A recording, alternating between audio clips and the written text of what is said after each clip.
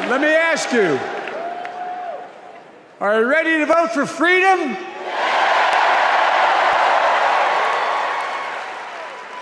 Are you ready to vote for democracy and for America? Let me ask you, are you ready to elect Kamala Harris and Tim Walz, President and Vice President of the United States?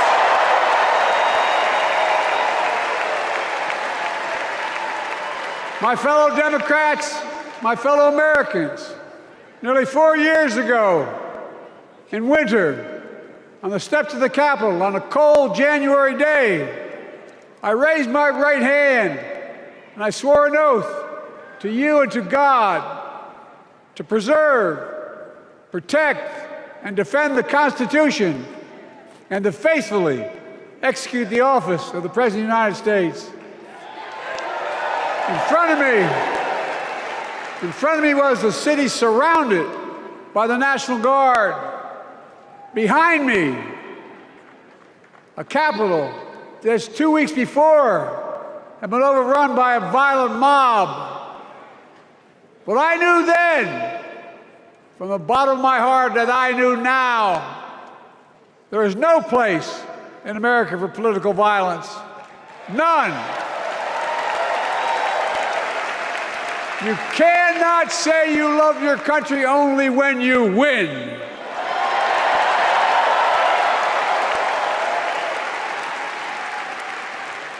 In that moment, I wasn't looking to the past. I was looking to the future. I spoke of the work at hand, the moment we had to meet. It was, as I told you then, a winter of peril and possibility. Of peril and possibility. We're in the grip of a once-in-a-century pandemic, historic joblessness, a call for racial justice long overdue, clear and present threats to our very democracy. Thank you.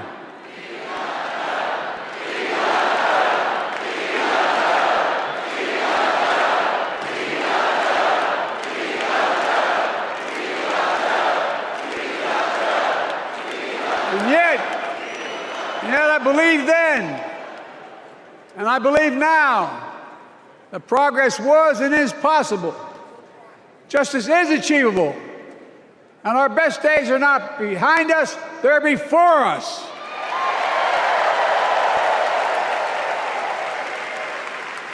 Now it's summer. The winter has passed.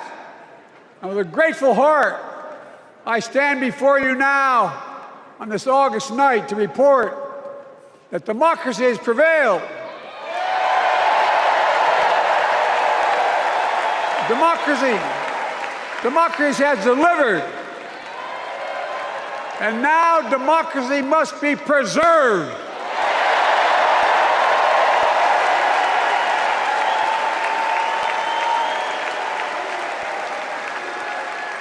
You've heard me say it before. We're facing an inflection point, one of those rare moments in history when the decisions we make now will determine the fate of our nation and the world for decades to come. That's not hyperbole, I mean it literally. We're in a battle for the very soul of America. I ran for president in 2020 because of what I saw in Charlottesville in August of 2017. Extremists coming out of the woods, carrying torches, their veins bulging from their necks, carrying Nazi swastikas, and chanting the same exact anti-Semitic bile that was heard in Germany in the early 30s. Neo-Nazis, white supremacists, the Ku Klux Klan, so emboldened by a president then in the White House that they saw as an ally. They didn't even bother to wear their hoods. Hate was on the march in America. Old ghosts and new garments, stirring up the oldest divisions stoking the oldest fears, giving oxygen to the oldest forces that they long sought to tear apart America. In the process, a young woman was killed. When I contacted her mother, I asked about what happened. She told me. When the president was asked what he thought had happened, Donald Trump said, and I quote, "There are very fine people on both sides. My God." That's what he said. That is what he said and what he meant. That's when I realized, had listened to the admonition of my dead son, I could not stay in the sidelines. So I ran.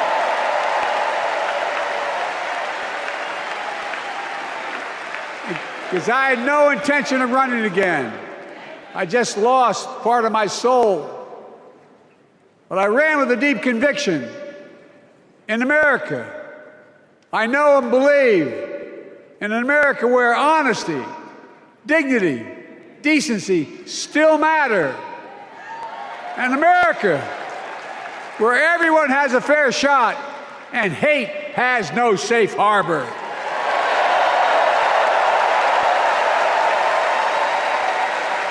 An America where the fundamental creed of this nation, that all of us are created equal, is still very much alive. And a broad coalition of Americans joined with me. 81 million voters voted for us, more than any time in all of history. Because of all of you in this room and others, we came together in 2020 to save democracy.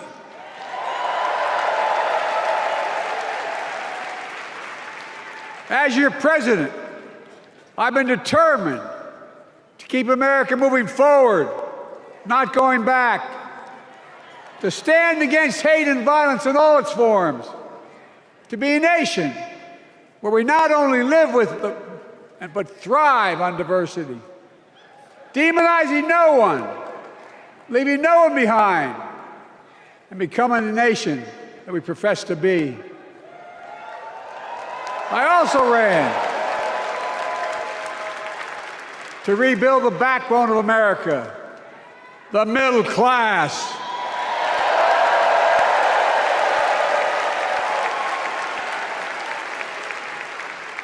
I made a commitment to you that I be a president for all Americans, whether you voted for me or not. We have done that. Studies show the major bills we have passed actually delivered more to red states than blue, because the job of the president is to deliver to all of America.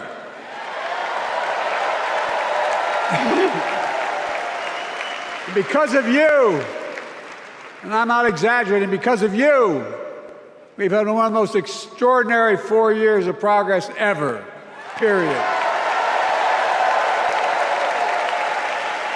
When I say we, I mean Kamala and me. Just think about it. COVID no longer controls our lives. We've gone from economic crisis to the strongest economy in the entire world. Record 16 million new jobs, record small business growth, record high stock market, record high 401ks, wages up, and inflation down, way down, and continuing to go down.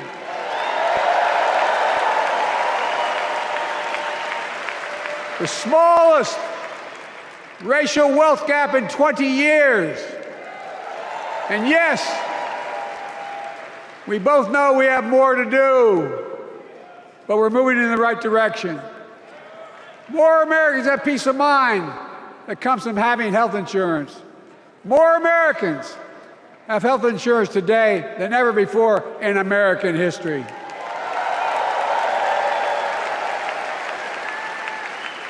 And after, as a young senator beginning to fight for 50 years to give Medicare the power to negotiate low prescription drug prices, we finally beat Big Pharma.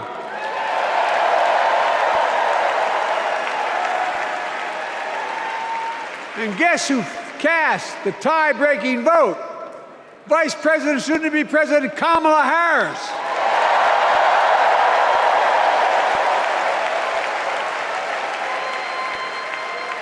And now it's the law of the land. Instead of paying $400 a month for insulin, seniors with diabetes will pay $35 a month. The law we passed already includes, starting in January, every senior's total prescription cost can be capped at $2,000 no matter how expensive the drugs they have. And what we don't focus on, and our Republican friends don't seem to understand, our reforms don't just save seniors money, they save the American taxpayers money. You know what we just passed saves? It saved $160 billion over the next decade. That's not hyperbole. It's because Medicare no longer has to pay those exorbitant prices to the big pharma. But look, well, thank you, Kamala, too. Look, folks, how can we have the strongest economy in the world without the best infrastructure in the world? Donald Trump promised Infrastructure Week every week for 4 years, and he never built a damn thing.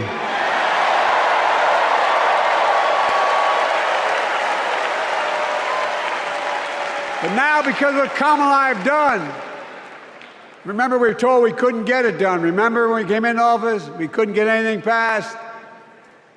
But right now, we're giving America an infrastructure decade, not week. We're modernizing our roads, our bridges, our ports, our airports, our trains, our buses. Removing every lead pipe from schools and homes so every child can drink clean water. Providing affordable high-speed internet for every American, no matter where they live, not unlike what Roosevelt did with electricity. And so much more. We are uniting the country. We're growing our economy. We're improving our quality of life. And we're building a better America.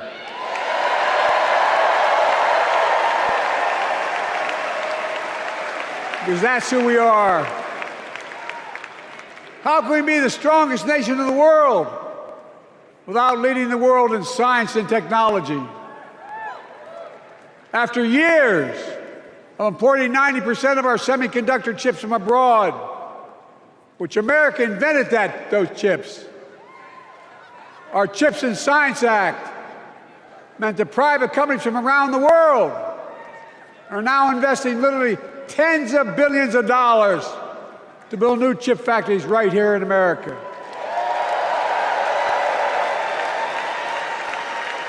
And over that period, they'll create tens of thousands of jobs. And many of those jobs in the so-called fabs, the buildings that make the chips, that's being constructed now. And guess what? The average salary in those fabs, size of a football field, will be over $100,000 a year, and you don't need a college degree.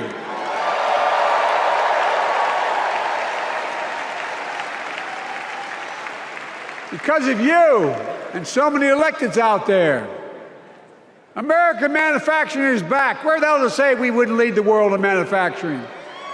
800,000 new manufacturing jobs.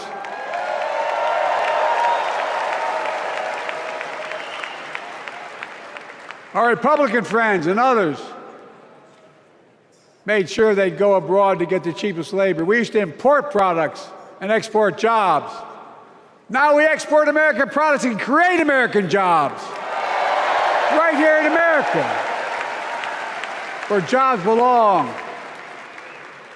With every new job, with every new factory, pride and hope is being brought back to communities throughout the country that were left behind. You know you're from them, many of you. You know what it's like when that factory closed, where your mother, your father, your grandmother, grandfather worked. And now you're back, providing once again, proving Wall Street didn't build America. The middle class built America, and unions built the middle class.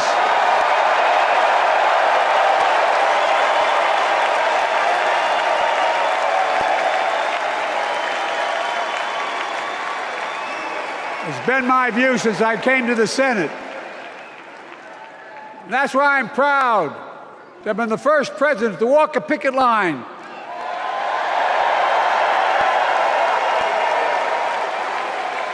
and be labeled the most pro-union president in history, and I accept it. It's a fact.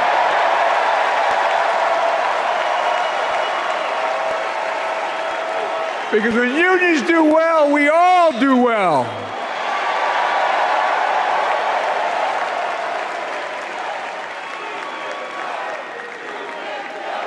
You got it, man. You got it.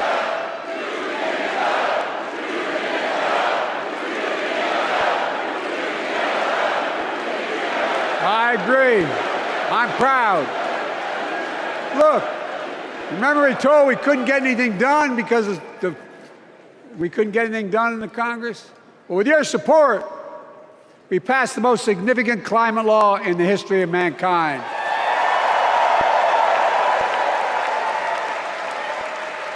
Over $370 billion. Cutting carbon emissions in half by 2030. Launching a climate corps, similar to AmeriCorps and Peace Corps, creating tens of thousands of jobs for young people of the future who are going to make sure this continues. Creating hundreds of thousands of jobs in clean energy for American workers, including the IBEW installing 500,000 charging stations all across America. And in the process, reducing carbon emissions. And we're seeing it. We're seeing to it that the first beneficiaries of environmental initiatives are those fence-lined communities that have been smothered by the legacy of pollution. Louisiana and Delaware, Route 9, all the factories, all those chemical factories are right next to the poorest neighborhoods. They're the ones we're going to bring back.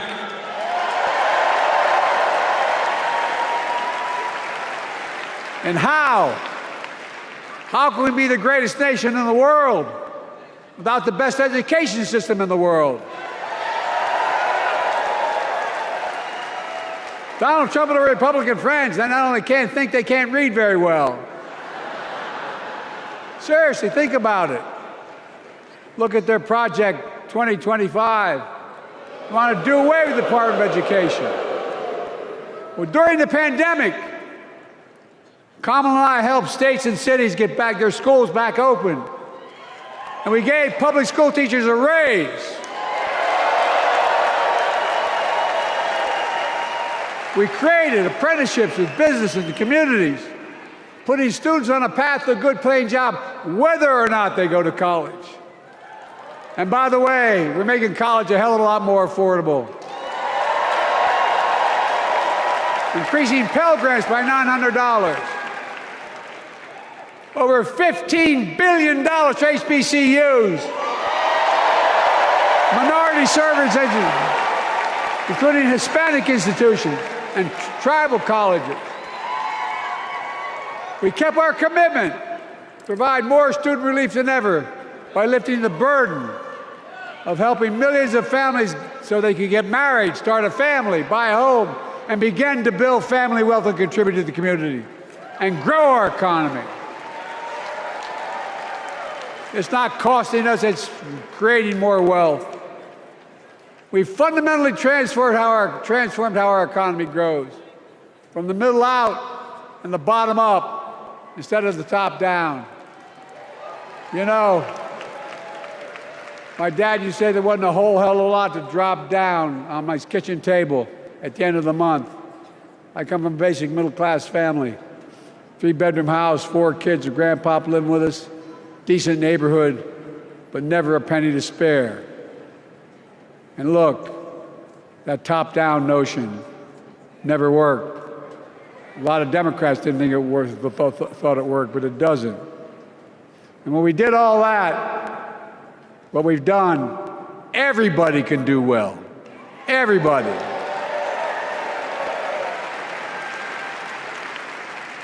Donald Trump calls America a failing nation. No, I'm serious. But think about this. Think about this. He publicly says to the whole world, I'm going to say something outrageous. I know more foreign leaders by their first names and know them well than anybody alive. Just because I'm so damn old. But I'm not joking. Think of the message he sends around the world when he talks about America being a failing nation. He says we're losing. He's the loser. He's dead wrong.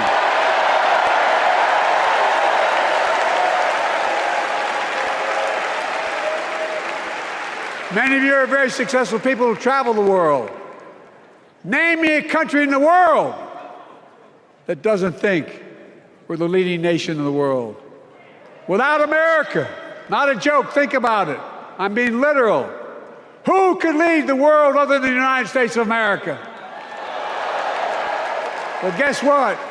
America's winning, and the world's better off for it. America's more prosperous, and Americans are safer today than they were under Donald Trump. Trump continues to lie about crime in America, like everything else. Guess what? On his watch, the murder rate went up 30%, the biggest increase in history. Meanwhile, we made the largest investment, Kamala and I, in public safety ever. Now, the murder rate is falling faster than any time in history. Violent crime has dropped to the lowest level of more than 50 years. And crime will keep coming down when we put a prosecutor in the Oval Office instead of a convicted felon.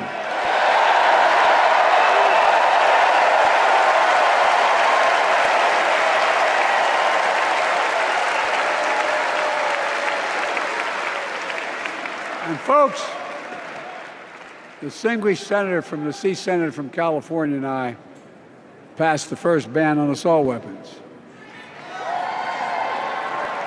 And guess what? It worked. If we care about public safety, we need to prevent gun violence. And what makes me ashamed when I travel the world, which I do, more children in America are killed by a gunshot than any other cause in the United States.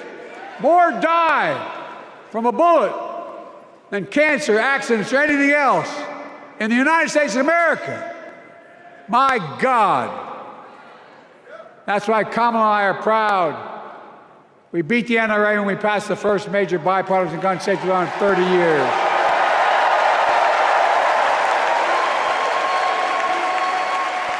I'm serious. That comes from here. And now it's time to ban assault weapons again.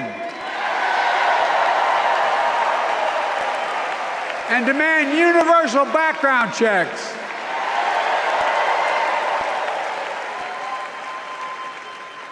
It's hard. I never thought I'd stand before a crowd of Democrats and refer to a president as a liar so many times. No, I'm not trying to be funny. It's sad. Trump continues to lie about the border. Here's what he won't tell you. Trump killed the strongest bipartisan border deal in the history of the United States that we negotiated with the Senate Republicans. Took 4 weeks. Once it passed, and never acknowledged the most expansive border change in American history. He called senators to say, don't support the bipartisan bill, because he said it would help me politically and hurt him politically. My God. No, I'm serious. Think about it. Not a joke. Ask even the press who doesn't like me. They'll tell you that's true. Typically, Trump, once again, putting himself first and America last. Then I had to take executive action. The result of the executive action I took Border encounters have dropped over 50%. In fact, there are fewer border crossings today than when Donald Trump left office. And unlike Trump, we will not demonize immigrants, saying they're the poison of blood of America, poison the blood of our country. Kamala and I are committed to strengthening legal immigration, including protecting dreamers and more.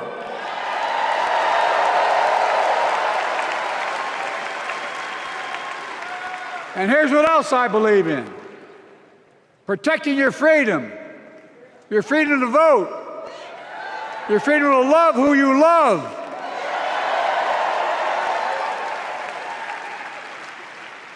and your freedom to choose.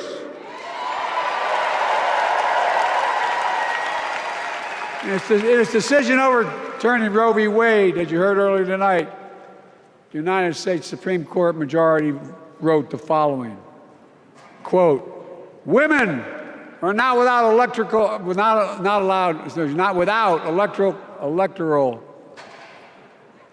or political power."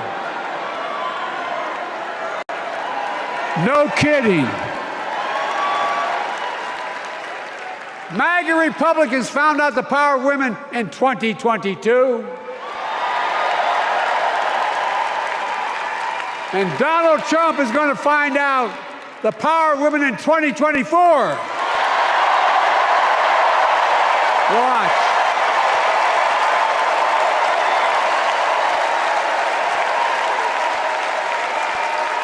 And where Trump and his MAGA Republican right-wingers seek to erase history, we Democrats continue to write history and make more history. I'm proud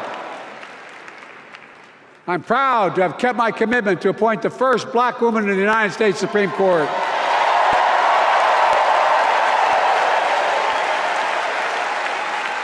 Ketanji Brown Jackson, a symbol for every young woman in America that you can do anything.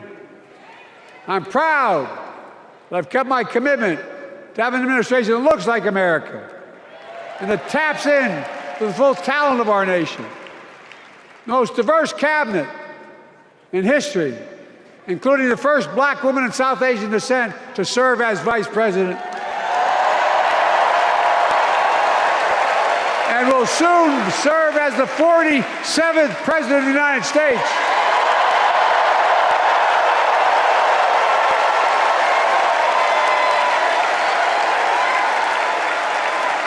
She is good.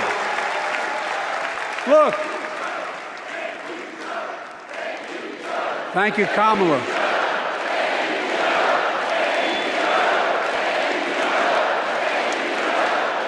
Folks, I've long said we have many obligations as a nation, but I got in trouble years ago for saying I'd make no apologies. We have only one truly sacred obligation: to prepare and equip those we send to war and care for them and their families when they come home and when they don't. That's why I'm so proud to have written and signed the PACT Act, one of the most significant laws ever, helping veterans and their families exposed to toxic materials like burn pits and Agent Orange. I was around during the Vietnam War. It's hard. Nobody was able to prove that their illness was a consequence of Agent Orange. And no one was able to prove initially that because they lived in burn pits like my son lived next to in Iraq for a year, that is the cause of their illness. But because of the PACT Act, a surviving spouse with 2 children is now eligible for a stipend of about $3,000 a month. And those children who lost a parent are eligible for tuition benefits to go to college and to get job training. It's already helping over 1 million veterans and their families just so far. Well, I love them, and I'm so proud of my son's service. We get it. But guess who doesn't get it? and doesn't respect our veterans. We know from his own Chief of Staff, the four-star General John Kelly, that Trump, when in Europe, would not go to the grave sites in France. The brave service members who gave their lives to this country, he called them suckers and losers. Who in the hell does he think he is? Who does he think he is? There's no words for a person. They are not the words of a person not worthy of being commander-in-chief, period. Not then, not now, and not ever. I mean that. I mean that from the bottom of my heart.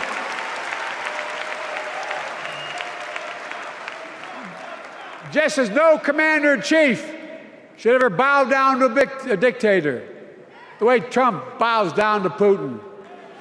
I never have, and I promise you, Kamala Harris will never do it. Will never bow down. When Trump left office, Europe and NATO was in tatters. Not a joke. America First doctrine changed our whole image in the world.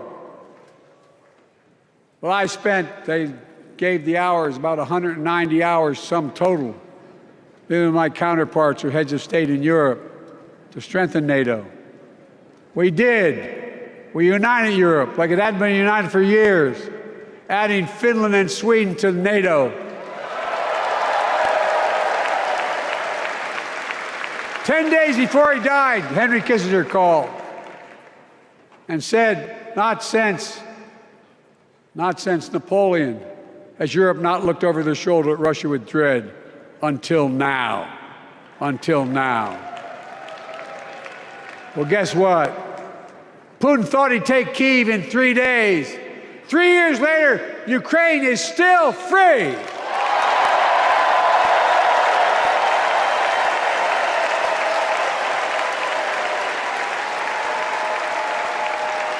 When I came to office, the conventional wisdom was that China would inevitably surpass the United States. They haven't noticed. No one's saying that now.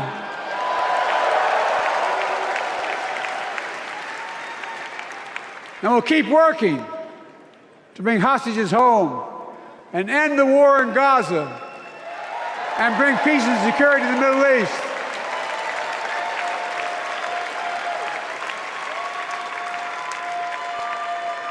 As you know, I wrote a peace treaty for Gaza. A few days ago, I put forward a proposal that brought us closer to doing that than we've done since October 7th. We're working around the clock, my Secretary of State, to prevent a wider war and reunite hostages with their families and surge humanitarian health and food assistance into Gaza now.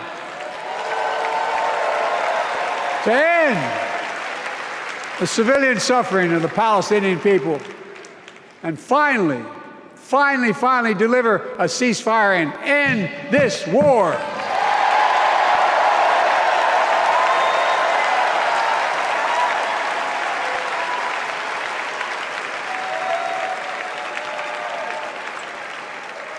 Those protesters out in the street, they have a point.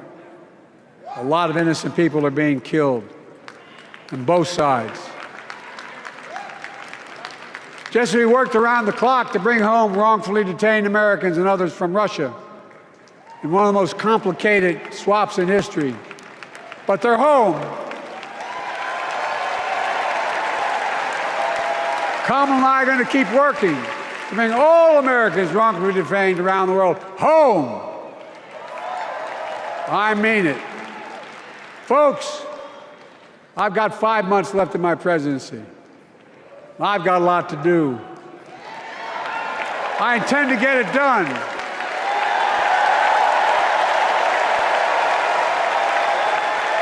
It's been the honor of my lifetime to serve as your president. I love the job, but I love my country more. I love my country more. And all this talk about how I'm angry at all those people who said I should step down. That's not true.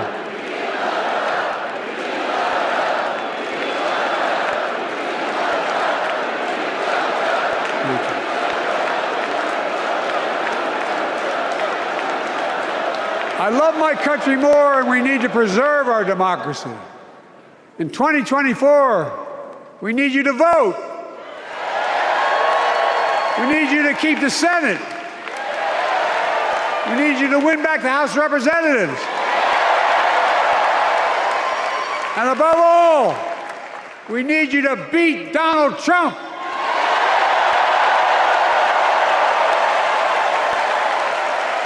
And elect Kamala and Tim, President and Vice President of the United States of America.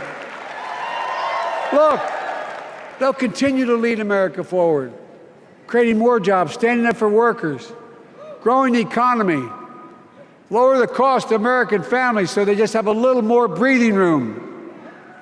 We've made incredible progress, but we have more work to do.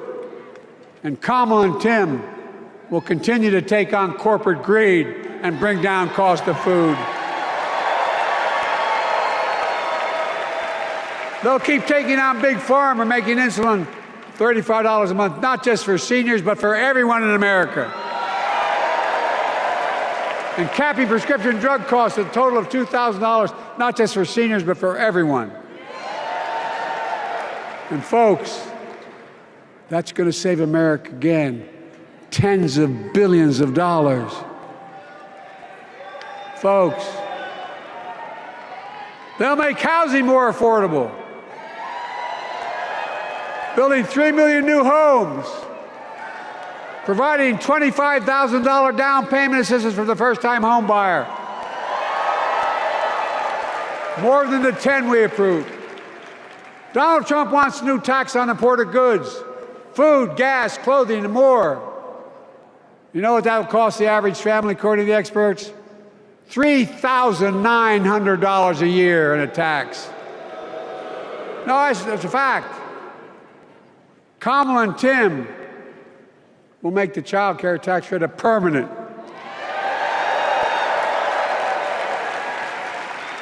Lifting millions of children out of poverty and helping millions of families get ahead. But you know what Trump has? He created the largest debt any president had in 4 years with his $2 trillion tax cut for the wealthy. Well, Trump has a new plan. He wants to provide a $5 billion tax cut for corporations and the very wealthy. Read it. Put us further in debt. And folks, you know we have 1,000 billionaires in America. You know what their average tax rate they pay? 8.2%. If we just increased our taxes we proposed to 25%, which isn't the highest tax rate even, it would raise $500 billion new dollars over 10 years. They'd still be very wealthy. Look, Kamala and Tim are going to make them pay their fair share. They'll protect Social Security and Medicare. Trump wants to cut Social Security and Medicare. Kamala and Tim will protect your freedom. They'll protect your your right to vote. They'll protect your civil rights. And you know Trump will do everything to ban abortion nationwide. Oh, he will. You know, Kamala and Tim will do everything they possibly can. That's why you have to elect a Senate and a House to restore Roe v. Wade.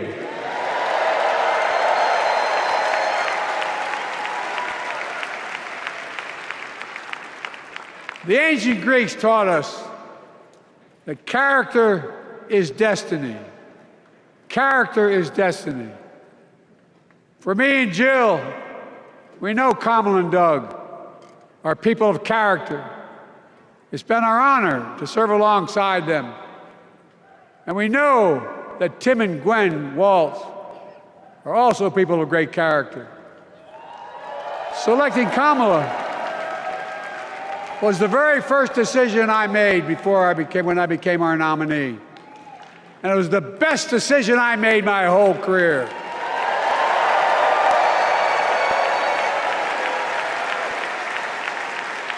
We've not only gotten to know each other, we've become close friends.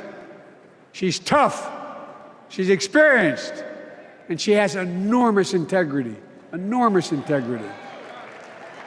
Her story represents the best American story. And like many of our best presidents, she was also vice president. That's a joke.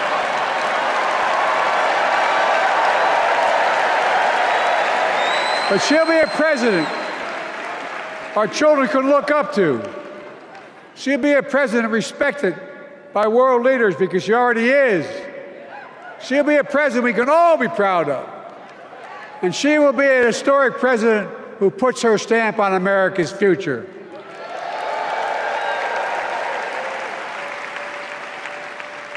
This will be the first presidential election since January 6th.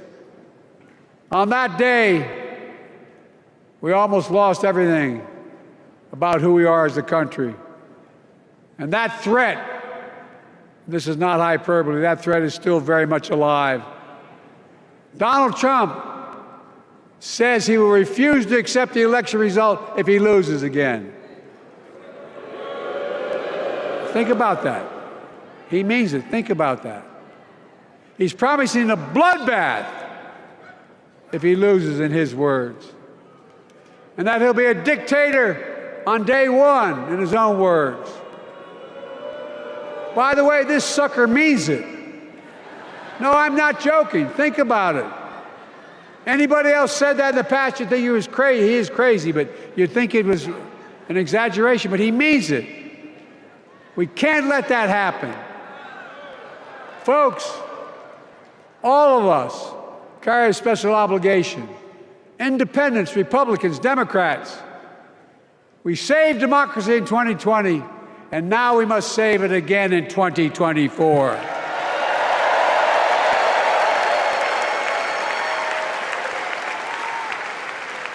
The vote of each of us cast this year will determine whether democracy and freedom will prevail. It's that simple. It's that serious. And the power is literally in your hands. History is in your hands. Not hyperbole. It's in your hands. America's future is in your hands. Let me close with this. Nowhere else in the world could a kid with a stutter and modest beginnings in Scranton, Pennsylvania, and Claymont, Delaware, grow up to sit behind the resolute desk in the Oval Office.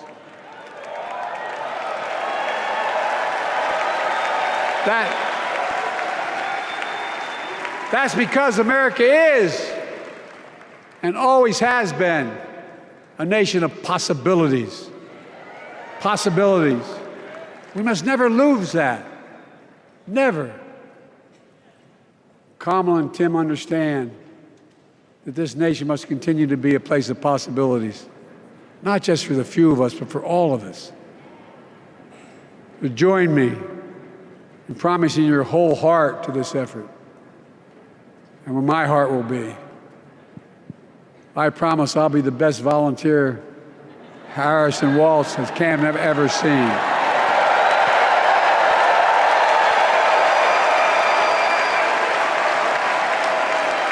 Each of us has a part in the American story. For me and my family, there's a song that means a lot to us, that captures the best of who we are as a nation. The song is called American Anthem. There's one verse that stands out, and I can't sing worth a damn, so I'm not going to try. I'll just quote it. The work and prayers of centuries have brought us to this day. What shall our legacy be? What will our children say? What shall our legacy be? What will our children say? Let me know in my heart when my days are through, America, America, I gave my best to you.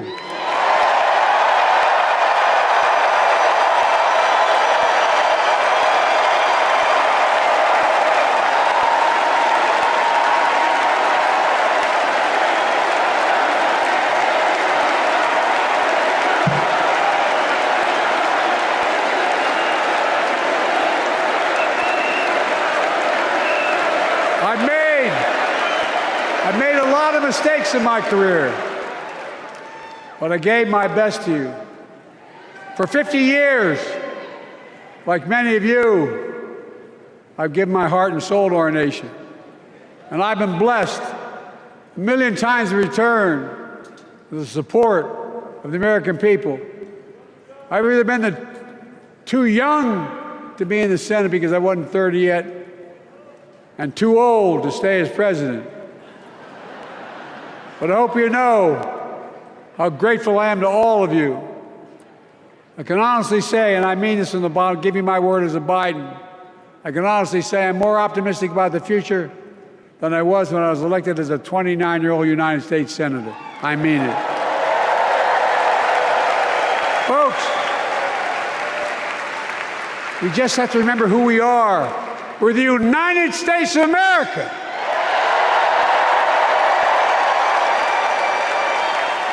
And there's nothing we cannot do when we do it together.